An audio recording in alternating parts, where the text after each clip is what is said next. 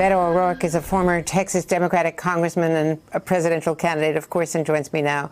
It's good to see you again. Congressman, let's talk about the bad information that is getting out there and what's happening in your state. Andrea, this is a function of leadership or lack thereof.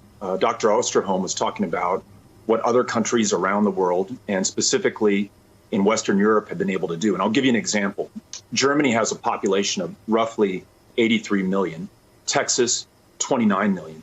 Yesterday in Germany, you saw about 250 new cases. In the state of Texas, 8,200 cases. And in our state, it's San Antonio, it's the Rio Grande Valley, it's Houston, it's my hometown of El Paso, Dallas. Every single part of the state is seeing record new cases, record hospitalizations, a positivity rate of 16%. This virus is out of control with no leadership from our governor, no leadership from the president, who, as you mentioned, is tweeting out health guidance from Chuck Woolery instead of Dr. Fauci.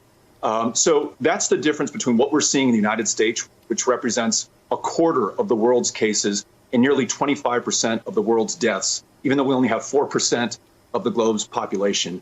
We need clear leadership from our country, from the highest levels in our states and in the White House right now, and we don't have it, and people are dying as a result.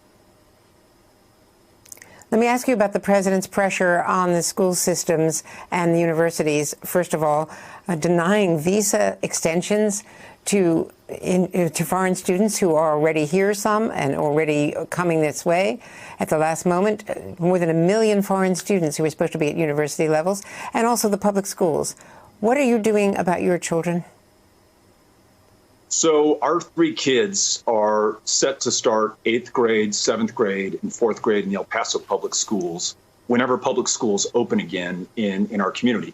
Right now, they're slated to open mid-August. But I will tell you, after listening to the infectious disease experts in my community and across this state, we are not prepared to do that. This virus is transmitting at a rate that is out of control. So until we get that transmission rate down, until we have testing that's truly available to everyone, until we have a vigorous contact tracing program, until our rate of positivity comes down, do not open these schools, because the kids become unwitting transmitters, and we put those teachers, custodians, cafeteria workers, support staff at risk because they are unable to defend themselves when we don't have the leadership and the public health guidance that we need to save their lives. So let's look at a target date of perhaps October 1st, and before then, re-lock down this state, meaning stay-at-home orders. Don't go to restaurants, don't go to malls, don't go to movie theaters, don't go out unless you absolutely have to. And while people stay at home and we take that economic hit, let's make sure that we've implemented the procedures and processes to test, contact trace, and stop the transmission of this disease. Then you reopen schools a little bit later this fall. Hey there, I'm Chris Hayes from MSNBC. Thanks for watching MSNBC on YouTube. If you want to keep up to date with the videos we're putting out, you can click subscribe just below me or click over on this list to see lots of other great videos.